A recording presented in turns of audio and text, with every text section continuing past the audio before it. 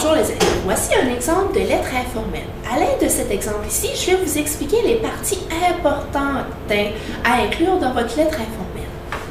Bien qu'aucune règle régit la lettre informelle, certaines parties doivent toujours figurer à votre lettre informelle. Premièrement, nous devons toujours trouver la date ainsi que le lieu d'expédition. Tracadie-Shaila, Caraquette, donc le lieu d'où la lettre part et la date à laquelle elle a été écrite. Par la suite, on a ce qu'on appelle la formule d'appellation et nous on va appeler ça l'appel.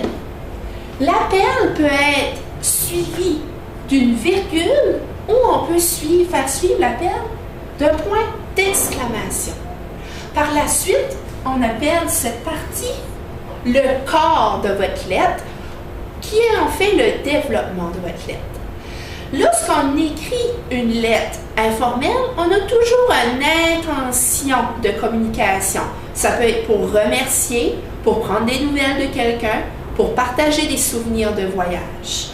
Peu importe la raison pour laquelle nous écrivons la lettre informelle, il faut structurer ses idées. La façon la plus efficace de structurer ses idées, c'est d'avoir une idée par paragraphe. Donc, dans le premier paragraphe, la jeune fille ici, qu'est-ce qu'elle fait? Elle remercie son ami de l'avoir accueillie chez elle.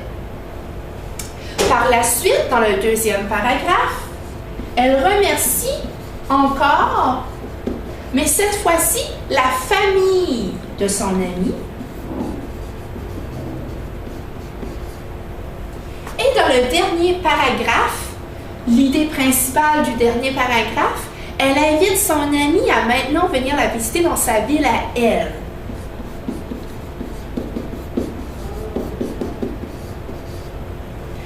Et à la fin, il faut toujours avoir une formule de salutation, qui est une formule de politesse. Ici, elle a utilisé « je t'embrasse ». Ça peut être « salut et à bientôt », en espérant d'avoir des nouvelles prochainement. Donc, il faut finir avec ce qu'on appelle la salutation.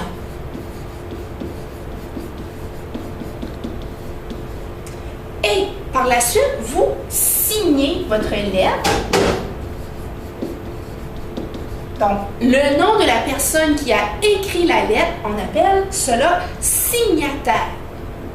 Si vous attendez une réponse de quelqu'un, il peut être une bonne idée par la suite, les élèves, d'inclure votre adresse, numéro de téléphone ou bien votre adresse courriel afin d'obtenir des nouvelles de la personne à qui vous avez écrit.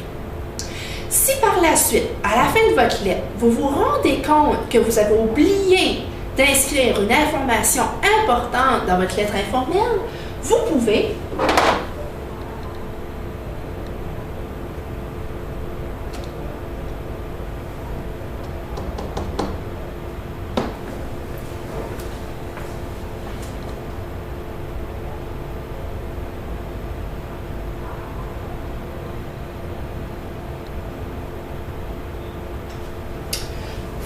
alors, les élèves, utiliser l'acronyme PS pour post-scriptum et rajouter l'information que vous avez oublié de dire à votre destinataire. OK? Ça pourrait être, par exemple, j'ai oublié de te dire que je reviendrai dans la ville de Paris au mois de juin. Voudrais-tu qu'on se revoie?